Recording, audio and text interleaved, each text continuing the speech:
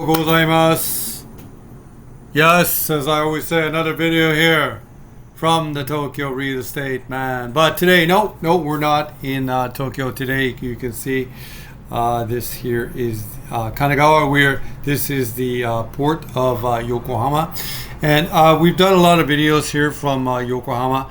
And we know that the parts of Yokohama, it looks too weird. I'm looking at that picture there. The parts of Yokohama that are growing the most are the parts that are connected to Tokyo. The parts that are away toward Yokosuka Way, Yokohama, they're not growing. And this is Kanagawa-ku, okay? And north of here, this is the Toyoko line right here. This is actually the Tokaido Shinkansen. And when you come up here, you'll see that there's a Shin Yokohama Station. I can back this map out a little further. To the north here is what's known as northwestern, what's called Kohoku-ku, which is starts kind of like in Hiyoshi, and that'll run all the way to Kawasaki. So right in here, you're looking here at this is Kawasaki, this is Kanagawa. Here is Otaku. So we're just sort of in that sort of corridor that's closest to Tokyo, and that is this is the area in Yokohama that is performing the best because the population is growing. So again, people that are new to this channel, I don't know. Okay, the population of Japan is going down, but the population of Tokyo and Yokohama is increasing. But Yokohama is a little trickier than Tokyo because there's pockets that are decreasing. That was my new word, decreasing. Does that make it smaller? Yeah, that's better. Okay. Anyhow, the house, I found a really interesting house here today. Looking at the breadth of the market here, what's so really good is you can see there's still a lot of sort of cheap stuff here in Yokohama. This is, of course, the Toyoko line, Yokohama, which does very well. If you come here just to the north, you can come here into what's known as the sort of Denin-Toshi line of Kanagawa, which again is the Tokyu company. And there's just more red pill. You see right there as you get onto here, this is the Denin-Toshi line. It has parts of Kanagawa that do very, very well at hold the value, even better than the Toyoko line. But I do like the proximity of this one down here near Yokohama Station, or Yokohama Station is right down here. And what we're looking on the map is not apartment supply. We're looking at housing supply here. And here is Yokohama, Minato Mirai, Yokohama Station is right down here. So the house that we're looking at here today, it doesn't have parking, but there is the possibility of future parking with this one, which I really like. So, but what's so good about it, we're going to look at, I'll develop this point as we go further into it. But at first, it still links up really well to the train systems here in Yokohama, which is why I do like this corridor a little bit more than the Denin-Toshi line corridor. The Denin-Toshi line corridor connects well with Tomogawa and is really a car is necessary in that sort of area. I would say a car is really nice here in this area though too, right? And like if we were to press these or like push these here, you'd see that this house is a 105 meter house for basically Ichiyoko, or it says here Kyusen 980 and I can click it here and we can look at it ever so briefly right here, and you can see right there, this is exactly, I'm totally not surprised. It's a brand new, built in 2004. It looked brand new. Probably has some new siding on it though, because it's this sort of now color. No, that's an older one right there, but you can see there, it has parking, it has a driveway. So in this area, this is basically in the top band of the marketplace, okay? And it's important to look at the top band of the marketplace so you can understand the market, okay? Let's cut back here to the master map. We won't be looking at that one. The one we're going to look at here today, and I'll try to move in a little closer. One of the good things, as I always mention about this at-home map, is it gives us like a matrix, and we can isolate ourselves quickly by this color matrix into the great deals. And this is the one we're going to look at here today because it has really good development potential in my eyes. Okay, and this is the one right here. It's for, so basically it's one fifth the price of that red one we just looked at.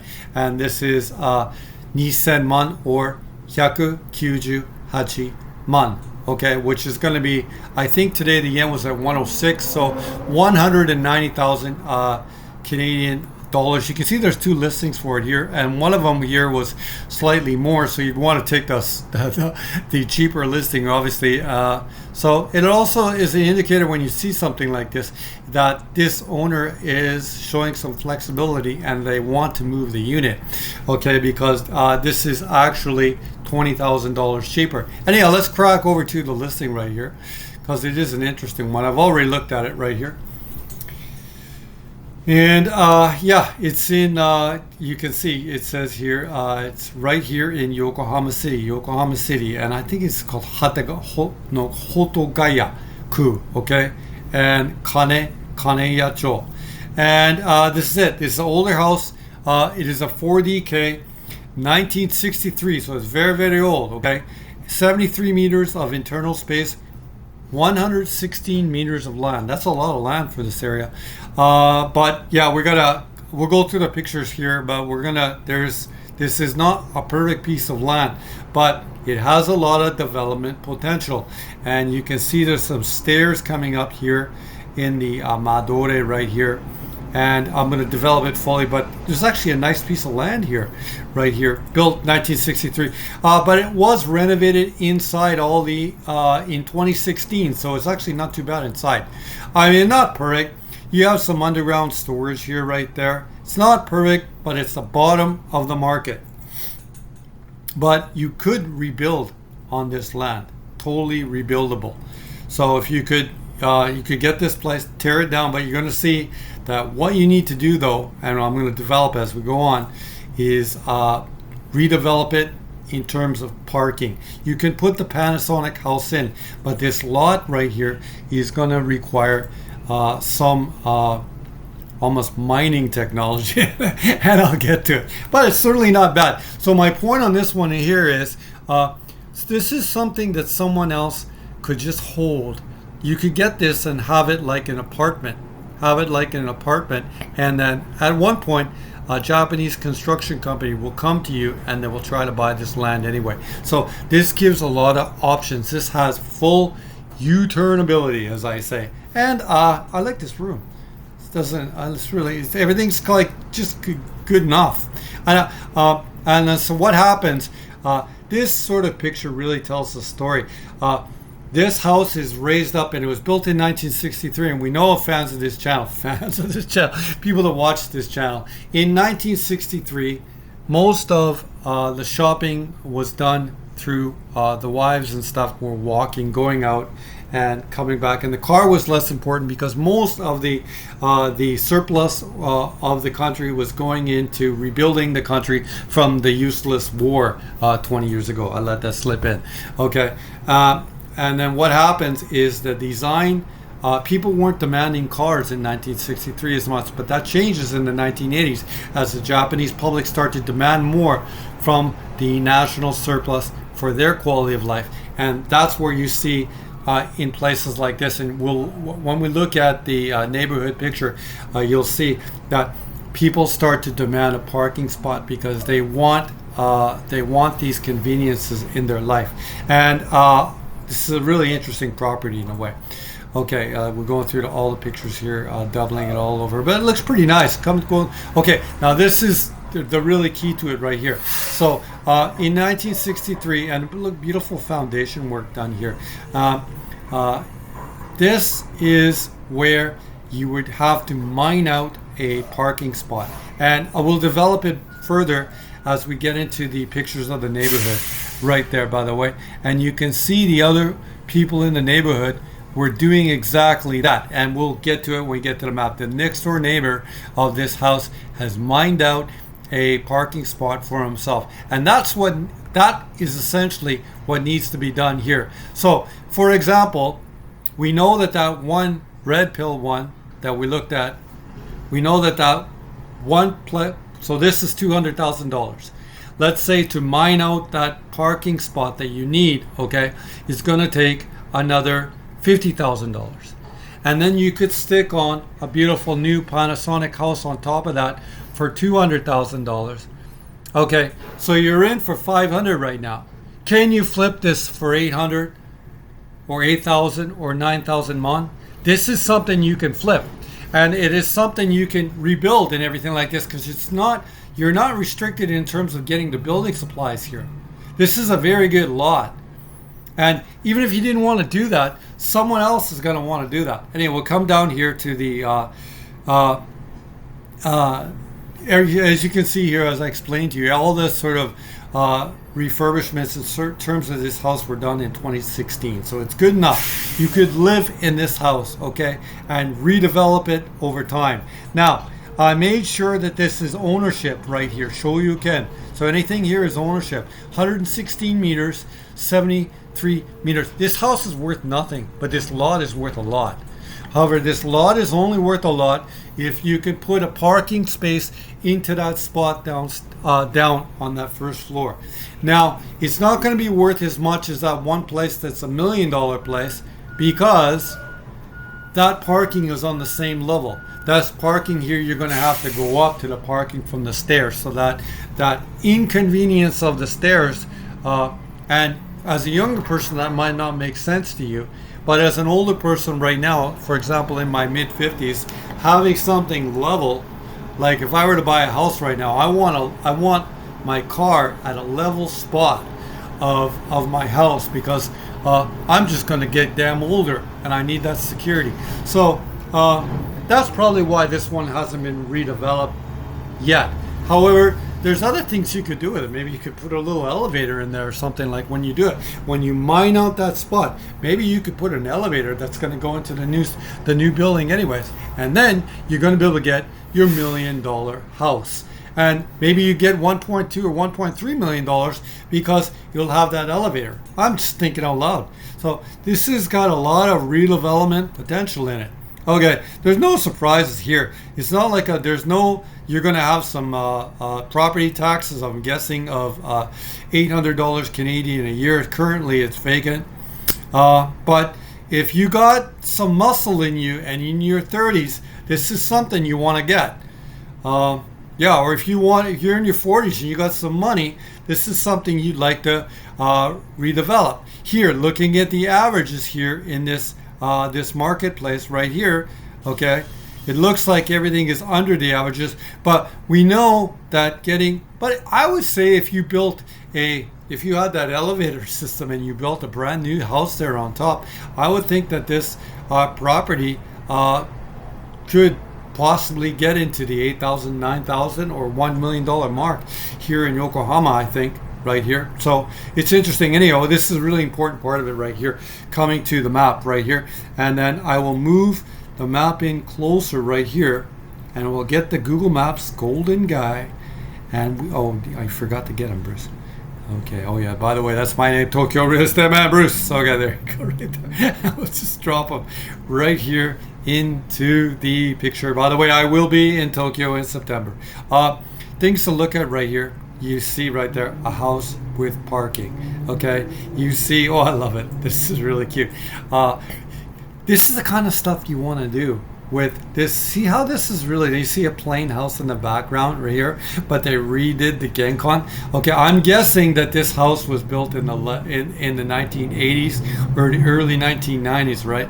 And then in the last 10 years they redeveloped this Genkan with it to make it look really sharp. Isn't that really nice how they did it? The Genkan is an entryway, and it looks like it has a nice little appeal with the iron and stuff on the front. This is the kind of thing that you'd want to do across the street in the house right there. By the way, what do you see right there? You see a parking spot, and you see some sort of air. It looks like there's this is interesting because is there a basement in this house, for example? And that's why these grates are there, to bring some light down, for example, and bring some air down to this space here. I don't know. This house is not for sale, but a very, very beautiful house. And you can see that this house was built in the 1990s. This one is here built in the 1980s. Is there anything new? Do we have anything new here on this street that we could look at? Nothing. Oh, there's something here probably done within the last 10 years. Anyway, this is the house right here, right here. So this right here is good enough. You could live in it anyway. This is the real potential areas right here. You'd have to mine out the parking spot right here and then come up with some sort of intelligent way of creating like the stairs up there like that. And you can see this house right next door has just done exactly that. So maybe this house was built a little bit later than this one, built in the 1960, this one here in 1963. Maybe it looks to be built around the same time, but maybe they mined this parking spot out here, and you can see that's what they probably did, because this slab of concrete right there that goes all the way in is basically the retaining wall. It is the retaining ceiling, I guess, right there. And you can see the people beside there did the very same thing. And then maybe the people can we go up the street here and have a look and see what the other people were doing? This is what was done here. When we look at this one here, what do we see? There's no sort of hints. Is there any hints right there as to... all these people have a lot of land here on top. So like when you built that house, you'd have a nice piece of land that you could really improve as well too. So it's really sort of interesting. And this one here, you can see that nothing here was done about the parking on this one right here. So, but you can see that these people here mined themselves a little parking spot here underneath here, or it was built later. And then they just have the stairs up the side here. So for example, if this one was built here, looks to be built in the late 1980s, or maybe it wasn't. Maybe this just got re-sided right there. I don't know. I can't speak to everything with it all. Do we have? And then see, what do we have here? By the way, look, I'm so glad we came up the street, because we have a house here that was built in the right now. So this one was built. See, so this land right here is money land. So this house is $1 million house right now, right here. Here we have the $1 million house. So what you have to do with that place right there is you basically have to do this down the street. And then down the street though, I don't know the details of right there. And what do we have right here beside it, by the way? Another house, okay, that was built in the right now, or the last 10 years. So yeah, you basically, if you want to get your $1 million, okay, this is what you got to do.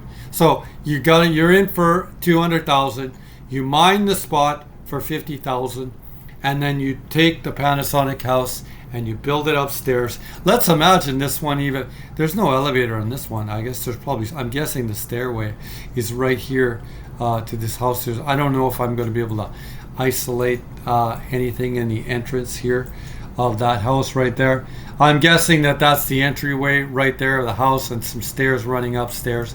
So this is basically the model, and this is basically the engineering for what was done. So this sort of this was mined out of here. For example, they mined this spot out here for parking, and so this is a really interesting property that we're looking at here. So are you a miner? Do you have a pick? Okay, can you mine it to sort of get that real estate gold? Do you have that in you? I don't really have that in me right now, and I don't have to, because I'm already established. But this is what it takes though. You could come in, and I would say that if you had a hustle in you and some sense in you, you could do everything for about $680,000, and then can you flip it for $880 and then make yourself $200,000 or live in it? I don't know. That's the price of what it takes to make this potential. So you can make that surplus. But people down the street were already doing it. One thing that we could do though, if you're coming from the inside the Japanese marketplace, this is something, even on a baseline level right there, if you didn't want to do any of this work, eventually someone's going to come to you and want to do this, okay? So you could pick this property up and live in it like it's an apartment. And I think you would definitely get some surplus out of it. Anyhow, it's at the bottom end of the market. Okay, it's for sale for 200,000 Canadian dollars. I don't know what the 35 flat is going for right now, but the 35 flat, at least interest rates are going up in Japan. I'm just keeping it 0.86 because I had it. Right now it's 0.85 for the first 5 years. You're going to have to put probably 20% down on this one, which is 400 man or 400 man. And then you could live in this house in Yokohama for 550 Canadian dollars a month, and this has got a lot of potential on it. It's a really good deal. Your drag on it, $70 a month. So yeah, your rent would be, what is that? $70 a month is $250 a day.